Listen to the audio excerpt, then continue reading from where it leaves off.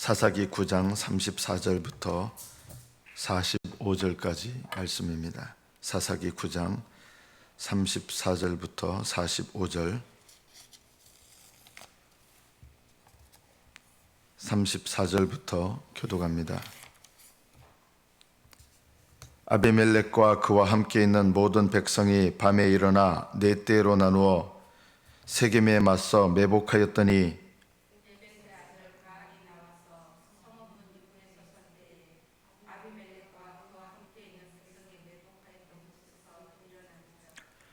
가을이 그 백성을 보고 스불에게 이르되 보라 백성이 산 꼭대기에서부터 내려오는도다 하니 스불이 그에게 이르되 내가 산 그림자를 사람으로 보았느니라 하는지라.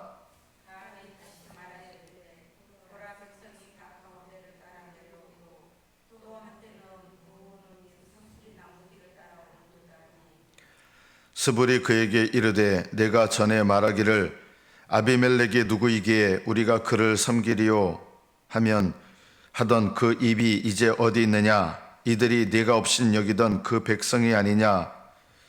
청하노니 이제 나가서 그들과 싸우라 하니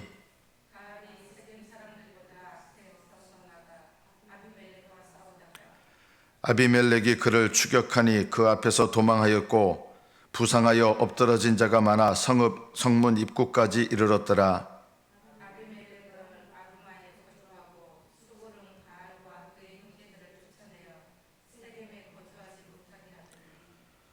이튿날 백성이 앞으로 나오매 사람들이 그것을 아비멜렉에게 알리니라.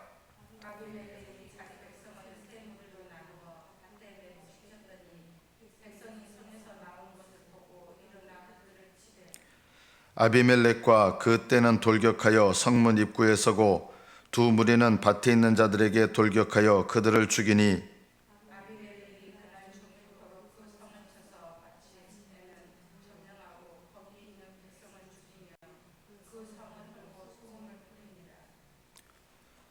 여기까지 받들어 읽겠습니다.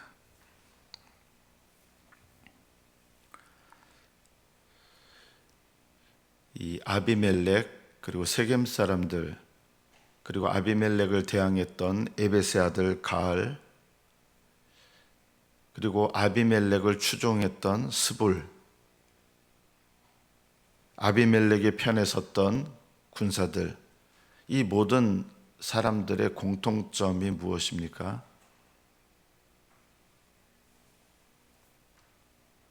서로 적이 돼서 싸우는 것 같지만 이들은 공통점이 있습니다.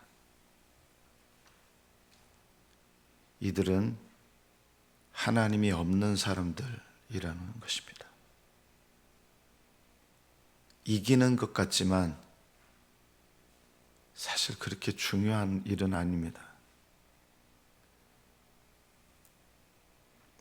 아비멜렉이 자신을 대항하는 세겜 사람들과 에벳의 아들 가알에 대해서 승리해서 이긴 것 같지만 물론 이겼죠. 이긴 것 같지만 의미가 없습니다. 왜냐하면 하나님 앞에 지혜가 없는 사람의 인생의 모습이거든요. 하나님께서 이 사람들의 이 전쟁 이야기를 왜 우리에게 이렇게 길게 기록하게 하셨을까요? 우리 모습이 이와 같을 수 있기 때문입니다. 어리석은 자들의 모습을 통해서 우리의 어리석음을 깨닫게 하시는 것이죠. 어리석음이라는 게 뭡니까? 성경이 말씀하는 어리석다는 것은 지혜가 없는 거죠. 그러면 지혜는 하나님을 경외하는 것인데 하나님을 경외하는 데서 나오는 거거든요. 지혜가 없다는 것은 뭘 의미합니까? 오늘 본문에 등장하는 이 모든 사람들의 공통점이 있어요. 열심히 살아요, 보면요. 이들은 자기들의 위치를 지키려고 최선을 다하고 또 어떤 사람은 다른 사람이 가진 지위를 뺏으려고 최선을 다하고 최선을 다하는 것이 지혜로운 것은 아닙니다. 사람은 누구나 극소수를 빼고는 최선을 다합니다. 그러나 그것이 꼭 지혜로운 것은 아닙니다. 어리석다는 말은 무슨 뜻입니까? 자기라는 말과 연관을 지어보면 우리가 쉽게 어리석음이 뭔지를 알 수 있습니다. 어리석음이 뭡니까? 자기 지혜를 의지하는 것이 어리석은 것입니다. 반대로 참으로 지혜로운 것은 뭡니까? 하나님의 지혜를 의지하는 겁니다. 어리석은 것은 뭡니까? 자기 경험을 의지하는 것입니다. 지혜롭다는 것은 무엇입니까? 하나님의 인도하심을 받는 것입니다. 어리석은 것은 무엇입니까? 자기 힘으로 살아가는 것입니다. 지혜롭다는 것은 무엇입니까? 하나님을 의지하여 사는 것입니다. 어리석은 것은 무엇입니까? 이것이 이 세상에서 지혜롭다고 하는 사람들의 또 공통점입니다. 이 세상에는 지혜로운 사람들이 있거든요. 종교인들 중에도 지혜로운 사람들이 많죠. 그런데 이 세상 지혜에 또 공통점이 있습니다. 종교인들 중에도 또 철학가들 중에도 또 양심적인 사람들 중에도 지혜로워 보이는데 그들의 지혜의 특징이 있습니다. 그들은 자기 의를 의지한다는 것입니다. 이 세상의 지혜로운 사람들은 하나님의 의를 의지할 줄 모릅니다. 그래서 종교와 철학과 도덕의 분야에서 사람들이 누구나 지혜롭다고 보는 사람들의 공통점이 있는데 대단해 보이고 훌륭해 보이지만 자기의 의를 의지한다는 것입니다. 지혜로운 사람은 하나님의 의, 이 땅에 보내신 우리의 구원의 의이신 예수님을 의지하는 것입니다. 이게 지혜입니다. 어리석은 자는 자기의 말을 의지합니다.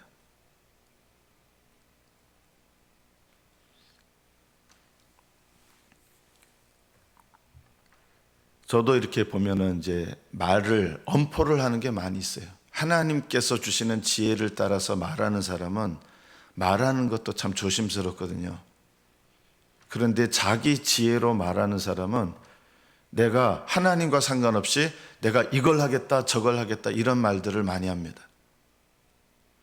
하나님을 경외하는 사람들은 하나님께서 인도하시는 대로 행하기를 원하기 때문에 내 스스로 이걸 하겠다 저걸 하겠다 이런 말을 자주 하지 않습니다.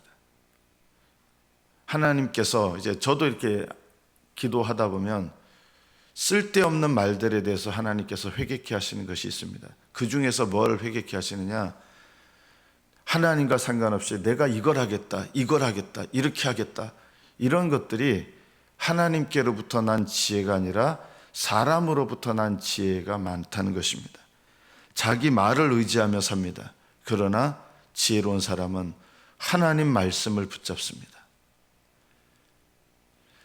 어리석은 자의 한 공통적인 특징은 그래서 자기와 연관된 것입니다. 자기 지혜, 자기 경험, 자기 의, 자기 힘, 자기 말, 자기 생각, 자기 결정, 자기 영광, 이게 다 어리석은 자의 특징입니다.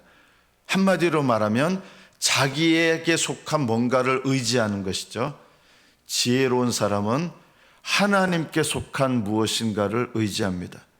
하나님의 지혜, 하나님의 능력, 하나님의 뜻, 하나님의 의, 하나님의 생각, 하나님의 결정, 하나님의 영광. 우리는 예수님을 믿는다고 하지만 자기 지혜, 자기 생각, 자기 힘, 자기 결정에서 나온 것을 얼마나 많이 따르는지 모릅니다. 그래서 우리는 어리석은 인생을 살 때가 많은 것입니다. 아비멜렉, 에베스 아들 가알, 세겜, 이들의 공통점은 자기들 생각이에요. 항상 이들이 전투하는 거 보면 목숨 걸고 전투해요. 근데 이들에게 공통점은 하나님을 의지하는 게 전혀 없어요.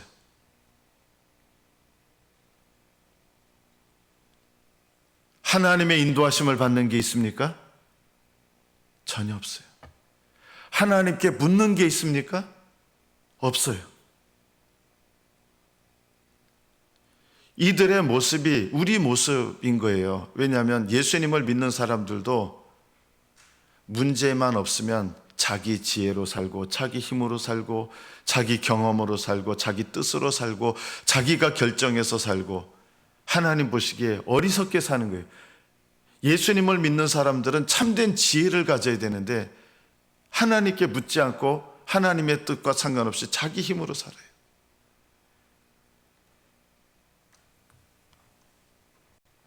어리석은 자의 삶의 기준은 무엇인지 아십니까? 이 생의 삶이 기준입니다. 이 생에서 잘 되는 것, 이 생에서 성공하는 것, 이 생에서 형통한 것, 이 생에서 사람들한테 영광 얻는 것, 이 생에서 편안한 것, 이 생에서 내가 높아지는 것. 그래서 어리석은 자의 삶의 특징은 이 생의 삶이 기준이에요. 그러나 지혜로운 자의 삶의 기준은 뭡니까?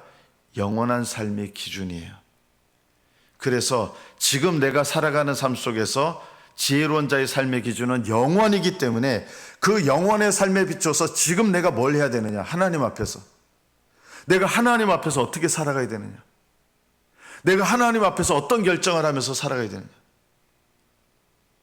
이 땅의 삶의 기준인 사람은 이 땅에서 지금 내가 당장 하고 싶어 하는 것, 이 땅에서 내가 당장 나에게 필요한 것, 이 땅에서 당장 나의 성공에 필요한 것, 이것만을 추구하면서 사는 거예요. 하나님께 기도를 가끔 해요. 언제 하는지 아십니까? 이 땅에서 필요한 것을 얻어내려고 하는 일에 하나님 도와달라고. 하나님 물론 응답하세요. 왜냐하면 응답하시는 하나님이 계시다는 걸 깨닫게 하셔서 영원의 삶에 눈뜨게 하시는 거거든요. 그런데 응답받은 다음에 또 다시 어떻게 되냐? 됐어요. 이제 하나님 그만 가세요. 기도 응답을 받고 실제로요, 하나님 보고 가래요. 그게 뭔지 아십니까? 기도 안 해요. 필요할 때 기도하고 필요가 채워지잖아요. 그 다음 기도할 필요를 못 느껴요. 그게 뭔지 아십니까? 하나님 이제 됐으니까 가세요 하는 거예요. 필요 없어요. 그리고 제가 부를 때 오세요. 제가 필요할 때 오시고 제가 필요로 할 때 외에는 저한테 간섭하지 마세요. 그리고 제가 부르면 오세요. 여러분 굉장히 방자하게 느껴지죠? 하나님 앞에 깨어 기도하지 않는 사람의 삶의 모습이 이런 모습인 거예요. 하나님께 제가 부르면 오세요. 그리고 아무 때나 오지 마시고 제가 필요로 할 때 오세요. 그 외에는 저한테 간섭하려고 하지 마세요. 그냥 저를 내버려 두세요. 제가 알아서 할게요. 하나님께 기도하지 않습니다. 의지하지 않습니다. 하나님의 뜻을 묻지 않습니다. 많은 그리스도인들이 아비멜렉처럼 살아갑니다. 세겜 사람들처럼 살아갑니다. 에베스의 아들 가알처럼 살아갑니다. 그래서 교회 안에서 자주 벌어지는 일들이 어떤 일들입니까?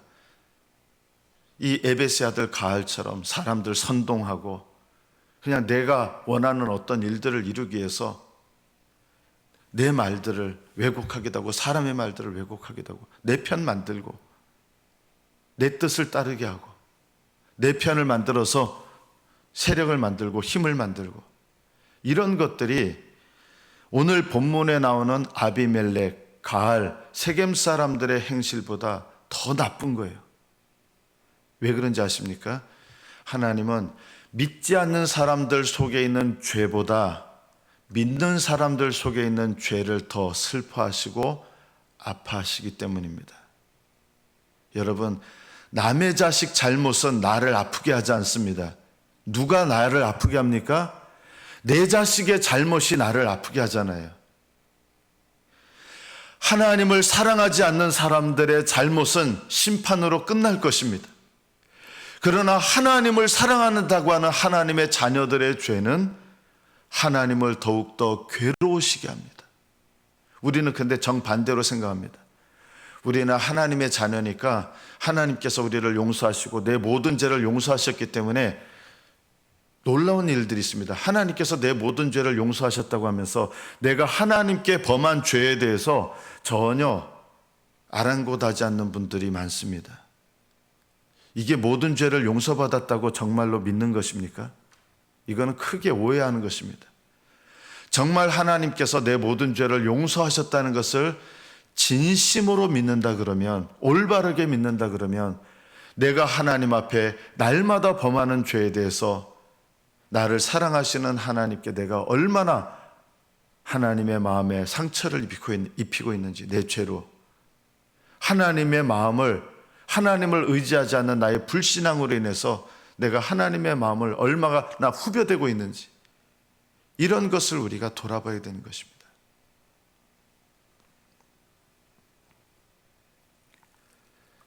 제가 어제 새벽에 이제 어느 아버지가 총으로 쐈던, 무슨 일인지는 몰랐는데 이제 내용을 조금 알겠더라고요. 아버지가 어머니하고 이혼을 했는데 그 아들이 20년 전에 이혼한 거예요. 그 아들이 아버지한테 이제 이런 얘기를 자주 했나 봐요. 아버지 어머니가 이혼한 게 아버지 책임이라고. 이 얘기를 자주 한 거예요. 이제 아들로서 이제 화가 나는 거죠. 그래도 그렇게 나쁜 자식은 아니었던 것 같아요. 왜냐하면 아버지를 모셔다가 생일잔치를 벌였는데 그 생일잔치에서 며느리하고 손자들 보는 앞에서 총으로 그 아들을 앙심을 품고 총을 만들어 가지고 쏴서 죽인 거예요. 어떻게 아버지가 그럴 수 있을까? 아무리 자식이 그래도, 자식이 아무리 못돼도 부모의 마음은 그 못된 자의 자식을 내 걸로 여기고 가슴 아파하는 게 부모의 마음인데 어떻게 그럴 수 있을까? 정말 이 시대가 자녀들도 부모를 향해서, 또는 부모도 자녀를 향해서 너무나 이렇게 어이없는 짓들을 하는 시대가 되었구나. 어리석은 자의 시대입니다. 어떻게 보면 어리석다는 것이, 믿지는 않지만 그래도 하나님께서 안 믿는 사람들의 마음 가운데도 양심이라는 걸 주셨거든요. 그 양심마저도 어기는 것이 어리석은 자입니다. 그래서 양심을 어기는 어리석은 자와 믿지는 않지만 그래도 양심대로 살려고 하는 사람, 그렇다고 해서 천국 가는 건 아니에요. 그러나 그게 달라요. 하나님 심판에도요. 이 아비멜렉이라고 하는 사람은 어떻게 보면 이스라엘 정식 왕은 아니에요. 하나님 세우신 적도 없어요. 그런데 세상적인 권력, 탐욕, 세상 사람들과 조금도 다를 것이 없을 뿐만 아니라 오히려 세상 사람들보다 더해요. 왜냐하면 사람들을 선동해가지고 자기 아버지의 배다른 자녀들 70명, 아들만 70명을 죽인 거예요. 세상 사람들보다 더 심하지 않습니까?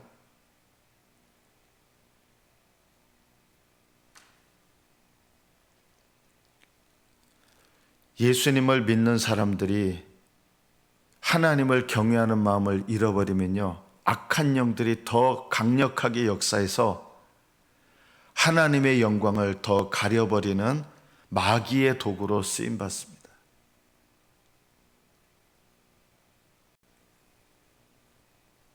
이 아비멜렉 그리고 에벳의 아들 가알, 이들의 공통점이 뭐예요?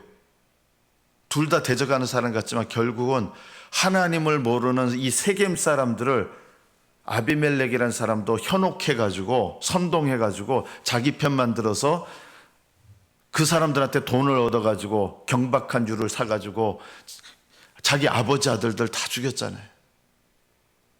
이 에벳의 아들 가알이라는 사람 또 어떻습니까? 사람들 선동해가지고 그 선동에 또 동조하는 거예요. 선동하는 사람이나 동조하는 사람이나 똑같은 사람들이에요. 왜 선동하고 왜 동조합니까? 그들의 중심 가운데 하나님을 경외하는 마음, 하나님의 지혜를 의지하는 마음이 없기 때문이에요. 우리가 오늘 본문을 통해서 하나님께서 이들의 삶을 다 보고 계신다. 여러분, 믿는 사람들의 삶도 보고 계시지만 심판하시는 하나님께서 불신자들의 삶, 불신앙의 삶도 다 지켜보고 계신다는 거예요. 왜 여기 기록이 됐어요? 하나님 다 보고 계시는 거예요. 하나님은 우리의 모든 생각, 우리의 모든 말, 우리의 모든 행동, 하나님의 심판대에서 다 드러내실 때가 옵니다. 구원받은 사람들은, 그리스도 안에서 구원받은 사람들은 그 죄가 드러납니다, 여러분. 그래도요. 물론 그때 주님께서 십자가 보혈의 공로로 우리를 용서하셨다는 것을 나타내셔서 정죄받지 않아요.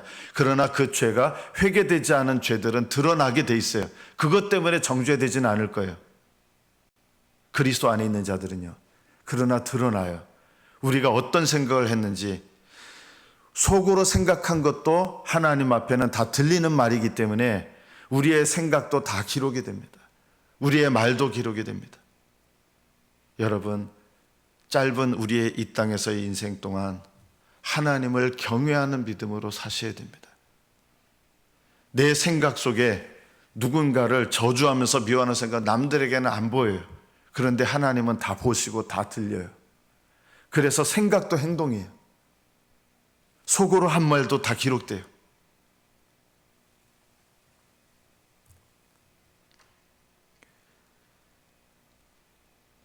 가알이란 사람에게 아비멜렉의 신하였던 스볼이 이렇게 얘기합니다.